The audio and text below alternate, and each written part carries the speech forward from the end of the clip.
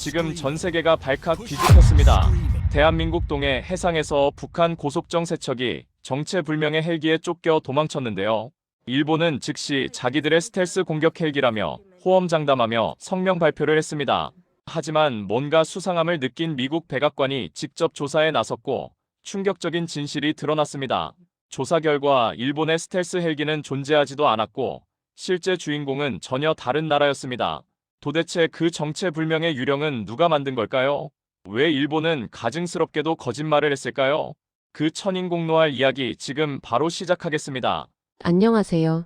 제 이름은 데이빗 카터입니다. 미국인이고 나이는 44살이죠. AH-64 아파치 조종사로 20년을 날았습니다. 지금은 백악관 국가안보회의 특수전 및 적어도 작전 담당 특별보좌관으로 일하고 있어요. 트럼프 대통령의 측근입니다. 2025년 11월 저는 세계를 뒤흔들 진실과 마주했습니다. 그 이야기를 들려드릴게요. 11월 16일 새벽 3시 52분 휴대폰이 울렸습니다. 발신자 표시를 보는 순간 잠이 깼어요. POTUS 직접 거는 전화였습니다. 트럼프 대통령이 상황실을 거치지 않고 제게 직접 전화한 건 취임 이후 네 번째예요. 첫 번째는 이란 드론 기지 폭격, 두 번째는 북한 ICBM 발사, 세 번째는 중국 대만 봉쇄 훈련이었죠. 전화를 받았습니다. 대통령의 목소리가 급했어요. 데이빗 지금 당장 백악관 와. 자네 눈으로 직접 봐야 할 게 있어. 헬기 관련이야. 저는 잠옷 위에 재킷만 걸치고 차에 올랐습니다. 워싱턴 새벽거리를 질주했어요. 백악관까지 12분. 평소엔 25분 거리였죠. 상황실에 도착했을 때 국방장관과 국정원장이 이미 앉아 있었습니다. 얼굴이 창백했어요. 대형 스크린에는 동해 해상의 위성 영상이 재생되고 있었습니다. 시간은 5시간 전이었어요. 북한 고속정 세척이 남하하고 있었습니다. 속도 55노트. 특수부대 침투형 쾌속정이었죠. 하지만 뭔가 이상한 일이 벌어졌습니다. 고속정들이 갑자기 급선회했어요. 전속력으로 북쪽으로 도주하기 시작했습니다. 마치 무언가에 놀란 것처럼 국방장관이 화면을 확대했습니다. 해수면 위 10m 고도. 희미한 열 신호 5개가 포착됐습니다. 헬기였어요. 하지만 형체가 너무 희미했습니다. 일반 헬기보다 적외선 신호가 70% 낮았어요. 레이더 데이터는요? 제가 물었습니다. 없습니다. 주한미군 레이더, 일본 자위대 레이더, 우리 이지스 모두 아무것도 못 잡았습니다. 저는 20년간 헬기를 날렸습니다. 헬기는 레이더에 안 잡히기 어려워요. 로터가 돌면 반사 면적이 크거든요. 그런데 5대나 되는 헬기가 레이더를 피했다고요. 방위성에서 긴급 보고서가 도착했습니다. 일본이 공식 발표했습니다. 차세대 스텔스 무인공격 헬기 하야부사를 긴급 출격시켜 북한 고속정을 격퇴했다고요. 트럼프 대통령이 제게 물었습니다. 데이빗 자네가 아파치로 20년 날았잖아. 저게 진짜 일본 기술 같아? 저는 영상을 다시 봤습니다. 해수면 10m 고도 야간 비행, 레이더 회피 5대의 완벽한 동기화. 20년을 헬기 조종석에서 보낸 사람으로서 제 직감이 말하고 있었어요. 솔직히 말씀드리면 의심스럽습니다. 대통령이 고개를 끄덕였어요. 좋아. 일본 가봐. 그리고 확인해. 만약 저게 진짜라면 우리도 협력해야 하고 만약 가짜라면. 대통령이 말을 끊었습니다. 가짜면 동맹 70년이 무슨 의미인지 다시 생각해봐야지. 공군 특별기로 12시간을 날았습니다. 비행 중에 저는 일본 방산 역사를 다시 훑어봤어요. AH-64 아파치 62대 보유. 하지만 전부 미국에서 완성품 수입이었습니다. OH-1닌자 경헬기는 자체 개발했지만 무장이 약했어요. 관측 전용이었죠. 무인헬기 개발 기록을 찾았습니다. 2018년 방위성이 UHX 무인헬기 컨셉 연구 예산을 배정했더군요. 하지만 실제 비행 기록은 없었습니다. 20년을 헬기에서 보낸 사람으로서 직감이 말하고 있었습니다. 뭔가 맞지 않는다고. 나리타 공항에 착륙했습니다. 일본 방위성 연락관이 마중 나왔어요. 얼굴에 긴장이 역력했습니다. 카터 보좌관님, 하야부사 시설은 보안상 내일 방문 가능합니다. 현재 정비 중이라서요. 저는 속으로 웃었어요. 정비 중이라고요. 헬기 조종사들은 압니다. 정비는 계획된 일정에 따라 하는 겁니다. 세계를 놀라게 한 비밀 무기가 하필 미국 특사가 오는 날 정비 중이라니요. 연락관님, 제가 차갑게 말했습니다. 저는 AH-64로 20년을 날았습니다. 정비는 예정된 스케줄에 따라 진행됩니다. 긴급 출격 이틀 후면 오히려 운용 상태를 점검해야 할 때죠. 정비 중이 아니라요. 연락관은 아무 대답도 못했어요. 다음날 아침 기사라즈 육상자위대 헬기기지로 향했습니다. 방위성 장관이 직접 마중 나왔어요. 경납고 문이 열렸습니다. 저는 눈을 의심했어요. 테이블 위에 놓인 10분의 1 축소 모형. 이게 전부였습니다. 이게 하야부사입니까? 제 목소리가 차가워졌어요. 장관이 변명했습니다. 컨셉 모형입니다. 실제 기체는 외부 시설에서.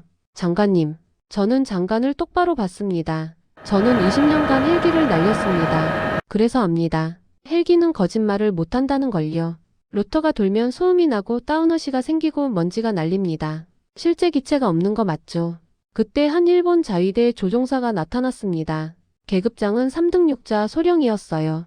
보좌관님, 조종사가 조심스럽게 말했습니다. 저는 AH-64를 15년 몰았습니다. 솔직히 말씀드리면 우리는 저런 야간적고도 작전을 해본 적이 없습니다. 훈련조차요. 저는 그 말에 뭔가 중요한 걸 깨달았습니다. 위성 영상 속 헬기들은 해수면 10m를 날았어요. 파도가 치는 밤바다에서요. 이건 목숨을 거는 비행입니다. 훈련 없이는 불가능해요. 결국 장관이 인정했어요. 하야부사는 아직 개발 초기 단계입니다. 실전 배치 가능한 기체는 존재하지 않습니다. 그렇다면 동해 해상의 그 유령들은 뭡니까? 장관은 대답하지 못했습니다. 기지를 나서며 즉시 트럼프 대통령에게 전화했습니다. 대통령님, 하야부사는 존재하지 않습니다. 전화 너머로 대통령의 웃음소리가 들렸어요. 내가 뭐랬어. 일본이 그런 거 만들 리 없다고. 페이크 테크놀로지. 완전 페이크. 하지만 대통령님, 그 유령들은 실제로 존재합니다. 북한 고속정을 쫓아낸 건 사실이에요. 잠시 침묵이 흘렀습니다. 그럼 누가 만든 거지? 저는 자료를 넘겼어요. 어젯밤 우리 분석팀에 물어봤습니다. 그 비행 패턴을 낼 수 있는 시스템이 어디 있냐고요. MUMT입니다. 매누드 언매누드 티밍. 유무인 복합체계죠. 조종사 한 명이 여러 대의 무인 헬기를 동시에 지휘하는 시스템이에요. 미국도 개발 중이잖아. 네, 하지만 우리는 아직 실전 배치 단계가 아닙니다. 그런데 분석팀이 한 나라를 지목했어요. 한국입니다. 코리아. 사우스 코리아. 대통령의 목소리에 놀라움이 묻어났어요. 수리온이라는 헬기를 아십니까? 한국이 완전 독자 개발한 최초의 헬기입니다. 2012년 첫 비행, 2013년 양산 시작했죠. 그런데 여기 핵심이 있습니다. 특수 전형이 있어요. 복자 버전입니다. 전방석은 조종 담당, 후방석은 무기 관제 및 무인기 통제 담당입니다. AI 시스템과 결합해서 조종사 한 명이 최대 4대의 무인 헬기를 실시간 지휘하는 구조예요. 그리고 대통령님, 저는 위성 영상을 다시 봤습니다. 동해 해상의 그 형체들 정확히 5대였습니다. 유인 1대, 무인 4대. 데이빗, 자네 2017년에 나한테 뭐라고 했는지 기억나? 헬기는 전투기보다 느립니다. 하지만 전투기가 못 가는 곳에 갑니다. 지금은 우리가 그 길을 독점합니다. 5년 후는 장담 못합니다. 라고 했잖아. 8년이 지났어. 그리고 답이 한국에 있는 것 같네. 제 가슴이 뛰었습니다. 2017년 그날 저는 트럼프에게 솔직히 말했어요. 중국이 Z-10을 개량하고 러시아가 카-51을 실전 배치하고 기술 격차가 줄어들고 있다고. 그때는 막연한 우려였습니다. 그런데 지금 그 답이 뜻밖의 곳에서 나타났어요. 한국으로 가겠습니다. 좋아. 그리고 데이빗, 자네는 조종사니까 알 거야. 진짜와 가짜는 하늘에서 금방 드러난다는 거. 한국 가서 확인해봐. 인천공항에 착륙했습니다. 한국 국방부 연락관과 함께 육군 전투복을 입은 남자가 나왔어요. 어깨에 은색 무궁화 2개. 대령이었습니다. 카터 보좌관님, 육군 항공작전 사령부 작전처장 김태준 대령입니다. 악수를 나누며 저는 김태준의 눈을 봤어요. 자신감이 넘쳤습니다. 하지만 거만함은 없었죠. 일본 장관의 불안한 눈빛과는 완전히 달랐습니다. 오른쪽 가슴에 작은 배지가 보였어요. 날개 위에 별. 마스터 에비에이터 배지였습니다. 조종사셨습니다. 제가 말했어요. 지금도 조종사입니다. 김태준이 미소 지었어요. 관리자가 아니라요. 한 달에 한 번은 꼭 탑니다. 감을 잃으면 안 되거든요. 저는 그 말에 호감이 갔습니다. 진짜 조종사는 책상에만 앉지 않아요. 하늘을 그리워하죠. 아파치를 모셨다고 들었습니다. 20년 날았습니다. 지금도 가끔 그립습니다. 오늘 좋은 것 보여드리겠습니다. 김태준이 말했어요. 아마 다시 하늘이 그리워지실 겁니다. 서울역에서 원주까지 KTX로 1시간 반이었습니다. 고속철도 창밖으로 한국의 풍경이 스쳐 지나갔어요.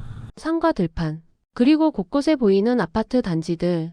빼곡한 도시였습니다. 김태준이 먼저 말을 꺼냈어요. 일본에서 뭘 보셨습니까? 솔직히 말씀드리면 아무것도요. 축소 모형뿐이었습니다. 김태준이 고개를 끄덕였어요. 예상했습니다. 왜 그렇게 생각하십니까? 일본 자위대는 70년간 방어에만 집중했습니다. 공격적 작전, 특히 적어도 침투 같은 건 헌법상으로도 애매하고 훈련도 안 했어요. 김태준이 창밖을 바라봤습니다. 우리는 달랐습니다. 휴전선이 서울에서 40km예요. 북한 장사정포가 서울을 겨냥하고 있죠. 전쟁이 나면 30분 안에 대응해야 합니다. 미군이 올 때까지 기다릴 수가 없어요. 그래서 독자 개발을 시작한 겁니까? 네. 수리온 개발할 때 많은 사람들이 비웃었습니다. 작은 나라가 무슨 헬기를 만드냐고요. 미국 거 사면 되지 않냐고요. 하지만 우리는 알았습니다. 뭐려. 남의 기술에 의존하면 위기 때 못 쓸 수도 있다는 걸요. 김태준의 목소리가 진지해졌어요. 미국이 부품 공급을 끊으면요. 업그레이드를 막으면요. 소스 코드를 안 주면요. 우리 조종사들은 날 수 없게 되는 겁니다. 저는 불편한 진실을 들었습니다. 우리가 동맹국들에게 해온 일이었죠. 우리는 그게 싫었습니다. 김태준이 말했어요. 언제든 목줄을 잡힐 수 있으니까요. 그래서 독자 개발을 시작했어요. 수리오는 단순한 헬기가 아닙니다. 그럼 뭡니까? 우리의 독립선언이에요. 저는 그 말에 뭔가 묵직한 걸 느꼈습니다. 자주성. 그것이 진짜 힘이었어요. 원주역에 도착했습니다. 육군 차량이 대기하고 있었어요. 산으로 향했습니다. 20분 정도 달렸죠. 철문이 나타났습니다. 경비병들이 도열해 있었어요. 계급장을 보니 특전사였습니다. 한국군 최정예 부대. 여기가 뭡니까? 육군 항공작전사령부 특수전 헬기 전단입니다. 김태준이 답했어요. 공식적으로는 존재하지 않는 부대죠. 생체인식을 거쳤습니다. 홍채 지문 얼굴. 펜타곤 수준이었어요. 문이 열렸습니다. 첫 번째로 안내된 곳은 통제실이었습니다. 벽면을 가득 채운 대형 스크린들. 수십 명의 기술자들이 워크스테이션에서 작업하고 있었어요. 김태준이 중앙 스크린을 가리켰습니다. 보좌관께서 보셔야 할 건 이겁니다. 키보드를 몇 번 두드렸어요. 영상이 재생되기 시작했습니다. 저는 숨이 멎었습니다. 1인칭 시점이었어요. 헬기 조종석 카메라. 야간 투시경을 통한 영상이었습니다.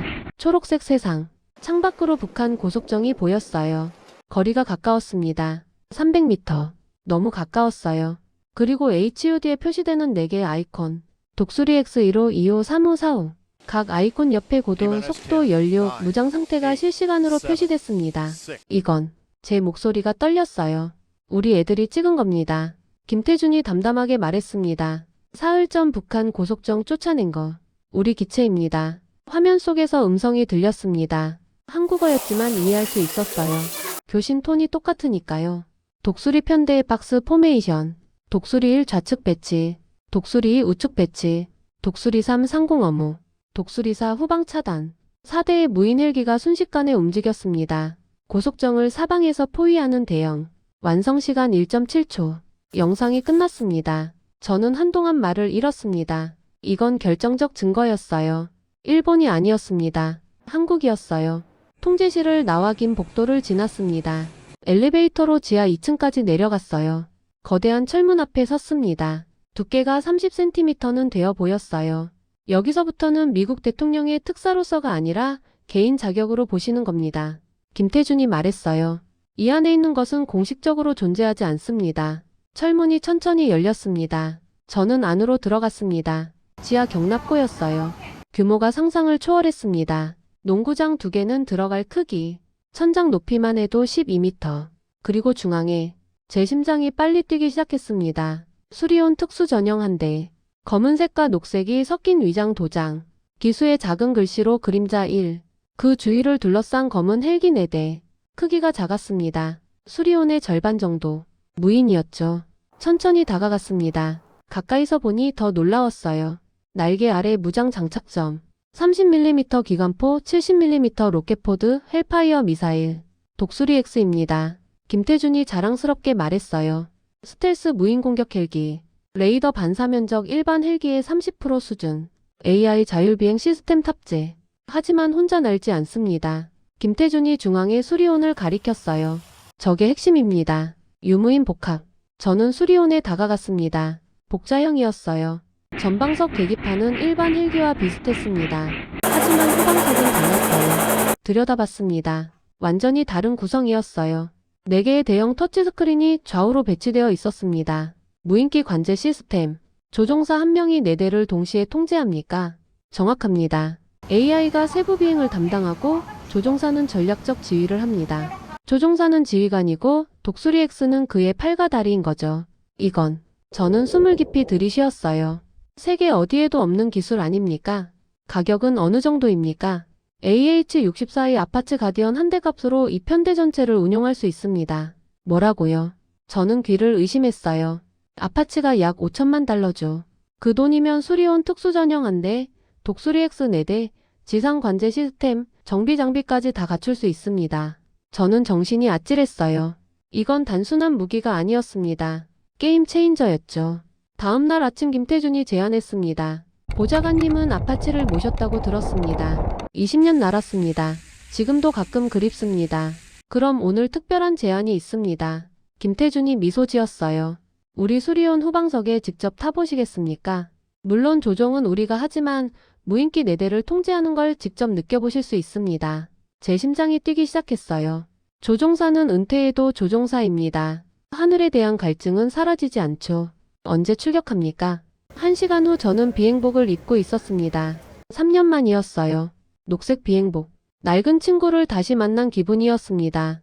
헬멧을 쓰는 순간 20년의 기억이 되살아났어요. 첫 단독 비행 아프간 첫 실전 임무 그리고 2009년 4월 15일 아프간 헬만드주. 저와 함께 날던 윙맨 마이크 데이비스의 헬기가 RPG에 맞았습니다. 저는 그 장면을 봤어요.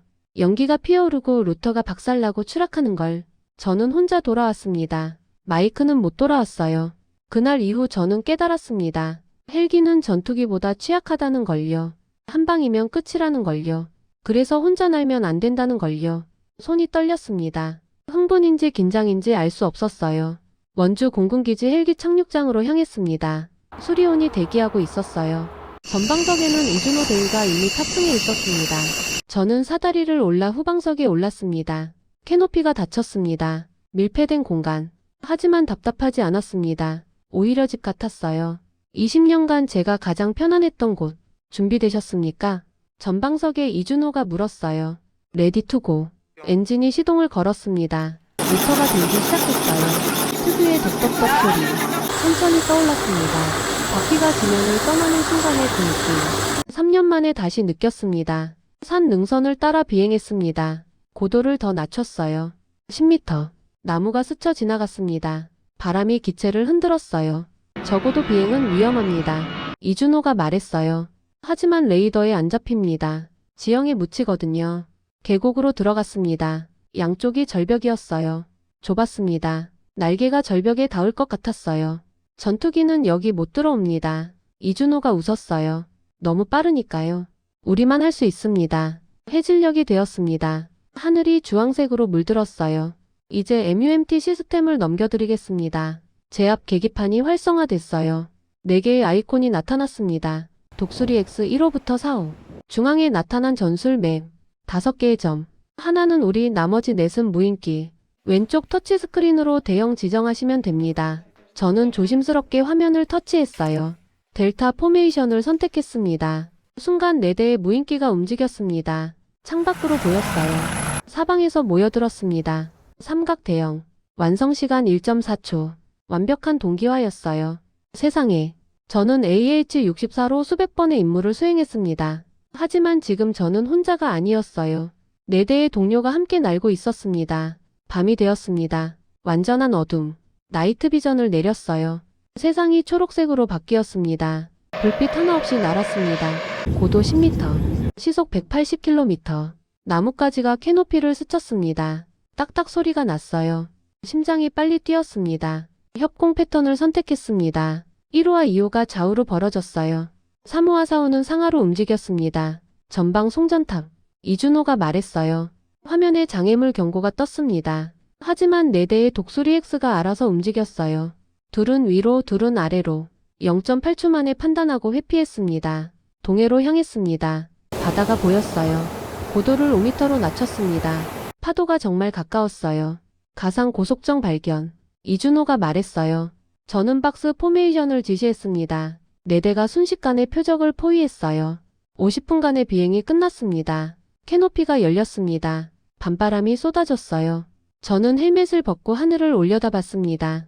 저는 AH-64로 하늘의 왕이라고 생각했어요. 하지만 틀렸습니다. 왕은 혼자 외롭죠. 진짜 강자는 동료와 함께 날아가는 자였습니다. 저녁에 김태준과 둘이 조용한 한정식집에서 식사했습니다. 현지인들만 아는 곳이었죠. 보좌관님 소감이 어떠셨습니까? 솔직히 말씀드리면 충격이었습니다. 저는 젓가락을 내려놓았어요. 저는 AH-64로 20년을 날았습니다. 단독 작전을 수백 번 했어요. 하지만 오늘 제가 틀렸다는 걸 깨달았습니다. 어떻게 틀렸습니까? 아파치는 강합니다. 정말 강해요. 하지만 혼자입니다. 저는 20년 동안 혼자 날았어요. 윙맨이 있었지만 각자의 헬기에서 각자 싸웠습니다. 내 육시 방향은 내가 지켜야 했고, 내 연료는 내가 관리해야 했고, 내 판단으로 살고 죽었습니다. 저는 창밖을 바라봤습니다. 하지만 오늘 저는 혼자가 아니었습니다. 4대가 제 옆에 있었어요. 제 육시를 지켜주고 제 측면을 엄호하고 제 명령에 즉각 반응했습니다. 이건 단순히 무인기가 아닙니다. 전투 방식 자체가 바뀌는 겁니다. 1대1 시대는 끝났어요. 김태준이 고개를 끄덕였어요. 1대1 시대는 끝났습니다. 앞으로는 5대1 시대입니다. 아파치가 아무리 강해도 5대를 동시에 상대할 순 없죠. 하나 물어봐도 될까요? 제가 말했어요. 왜 독도 근처에서 테스트했습니까? 휴전선 근처에서 해도 됐을 텐데요. 김태준이 잠시 침묵했습니다. 솔직히 말씀드릴까요? 부탁합니다. 우리는 일본의 대응 능력을 시험하고 싶었습니다. 김태준의 목소리가 낮아졌어요. 일본은 항상 자신들이 동아시아 최강이라고 자부해왔어요. 첨단 장비를 가지고 있고 미국 기술을 도입했고 AH-64도 이미 실전 배치했죠. 하지만 우리는 의문이 있었습니다. 실전에서 정말 그럴까요? 장비만 좋다고 강한 게 아니거든요. 운용 능력, 대응 속도, 의사결정 체계 이런 게 더 중요합니다. 그래서 테스트했어요. 결과는요. 일본 자위대는 단 한 대의 헬기도 제 시간에 띄우지 못했습니다. 저는 놀랐습니다. 악천후 때문 아니었습니까? 핑계였습니다. 진짜 이유는 따로 있어요. 뭡니까? 준비가 안 되어 있었습니다. 김태준이 술잔을 들었어요. 일본은 오랫동안 미국에 의존해왔어요. 위기가 오면 주일 미군이 나타날 거라고 믿었죠. 오키나와에 미 해병대가 있고 요코스카에 칠함대가 있으니까요. 그래서 자체 대응 능력 개발은 소홀했습니다. 우리가 북한 고속정을 쫓아낸 그 시간 동안 일본 헬기는 경납고에 있었습니다. 저는 그 말에 무언가 뼈아픈 진실을 느꼈습니다. 미국이 동맹국을 너무 가보한 건 아닐까? 우리가 모든 걸 해주니까 동맹국들이 자체 능력을 키우지 못한 건 아닐까? 우리는 달랐습니다. 김태준이 계속했어요. 우리는 북한과 휴전 중입니다. 70년간 언제 전쟁이 재개될지 모르는 상황에서 살았어요. 서울에서 휴전선까지 40km. 북한 장사정포가 서울을 겨냥하고 있죠. 우리는 미군이 올 때까지 기다릴 시간이 없어요. 30분 안에 대응해야 합니다. 자체 대응 능력은 선택이 아니라 필수였습니다. 미국이 도와주지 않더라도 우리 땅은 우리가 지켜야 했으니까요. 김태준이 저를 똑바로 봤어요. 보좌관님, 우리는 이 기술을 세계에 자랑하려고 만든 게 아닙니다. 우리 땅을 지키려고 만들었어요. 우리 가족을 지키려고요. 우리 아이들이 전쟁 없는 세상에서 살게 하려고요. 하지만 동맹국이 필요하다면 기꺼이 손잡겠습니다. 다만요. 그 동맹은 대등한 파트너십이어야 합니다. 종속이 아니라요. 우리는 더 이상 누군가의 뒤에 숨고 싶지 않습니다. 함께 서고 싶어요. 저는 그 말을 가슴 깊이 새겼습니다. 이게 진짜 동맹이었어요. 서로 의존하는 게 아니라 서로 존중하는 것. 워싱턴으로 돌아온 지 사흘째였습니다. 백악관 집무실. 트럼프 대통령 앞에 앉아 있었어요. 제 68페이지 종합 보고서가 책상 위에 있었습니다. 대통령은 보고서를 다 읽고 덮었어요. 표정이 진지했습니다. 데이빈, 자네가 아파치로 저 무인 헬기들이랑 붙으면 이길 수 있어. 저는 정직하게 답했습니다. 1대1이면 이깁니다. 아파치가 세계 최강이니까요. 하지만 대통령님, 저들은 1대1로 싸우지 않습니다. 항상 5대1입니다. 5대1. 대통령이 중얼거렸어요. 그리고 저는 직접 타봤습니다. 저는 앞으로 몸을 기울였어요. 아파치는 혼자 싸웁니다. 강하지만 외롭습니다. 모든 판단을 혼자 해야 하고 모든 위협을 혼자 대처해야 합니다. 하지만 수리오는 혼자가 아닙니다. 항상 4대의 동료가 함께 날아줍니다. 트럼프 대통령이 창밖을 오래 바라봤어요. 백악관 정원의 나무들이 바람에 흔들렸습니다. 더 아트 오브 더 딜 내 책 읽어봤지? 읽었습니다. 거기 뭐라고 써있는지 알아? 베스트 딜은 윈윈이라고 써있어. 양쪽이 다 이득을 봐야 진짜 거래라는 거죠. 일본은 우릴 속여서 윈로즈를 만들려 했어. 페이크 테크놀로지로 우릴 갖고 놀려고 했지. 하지만 한국은 다르다는 거죠. 한국은 윈윈을 제안하고 있어. 진짜 기술을 보여주고 함께 발전하자고 하고 대등한 파트너가 되자고 하고 있어. 대통령이 저를 돌아봤어요. 데이빗 자네 조종사 출신이니까 알 거야. 편대비행이 왜 중요한지. 혼자 날면 멋있어 보이지만 외로워. 고장나면 혼자 추락하고 연료 떨어지면 혼자 불시착하고 적한테 포위되면 혼자 죽어. 하지만 편대로 날면 다르지. 누가 다치면 다른 동료가 어무해주고 길 잃으면 함께 돌아오고 함께 싸우면 강해지지. 미국도 마찬가지야. 우리가 아무리 강해도 혼자서는 한계가 있어. 우리도 제대로 된 윙맨이 필요해. 믿을 수 있는 파트너가 필요하다고. 한국이 그 윙맨이라는 말씀이십니까? 한국은 이미 증명했어. 기술로 그리고 진실로. 트럼프 대통령이 서류함에서 문서를 꺼냈어요. 대한민국과의 전략적 파트너십 강화 선언문이었습니다. 한국을 인도태평양 지역 최우선 파트너로 격상. 수리온 MUMT 시스템 공동 개발 및 생산. 70년이야 데이빗. 미일 동맹이 70년이야. 우리는 일본을 동아시아의 불침 항모라고 불렀지. 근데 그 불침 항모가 알고 보니 종이배였던 거야. 한국은 진실을 보여줬고 숨기지 않고 다 보여줬어.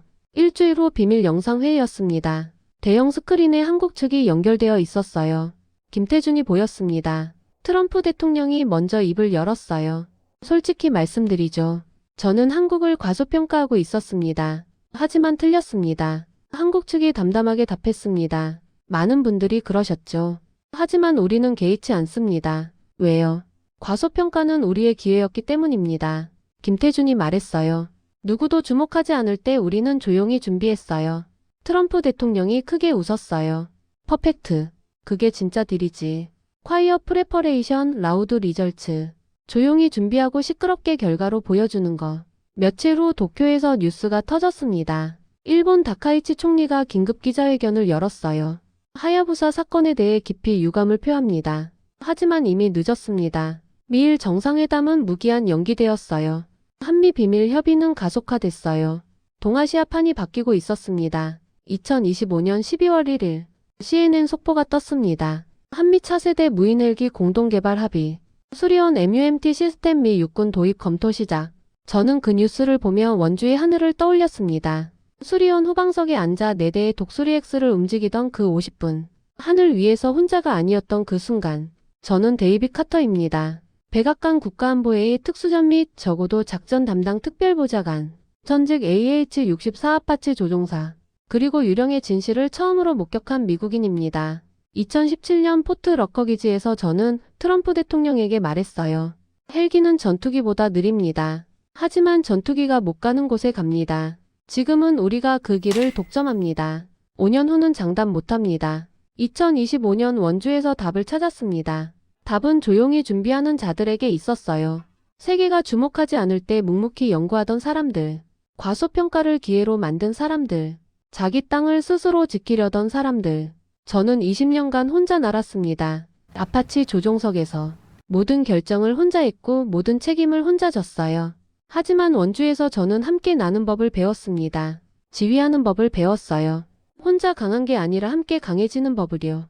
진정한 힘은 혼자 최강이 되는 게 아니라 함께 날 수 있는 것이었습니다. 마이크 자네가 알았다면 좋았을 텐데. 함께 날 수 있다는 걸. 대한민국 파이팅!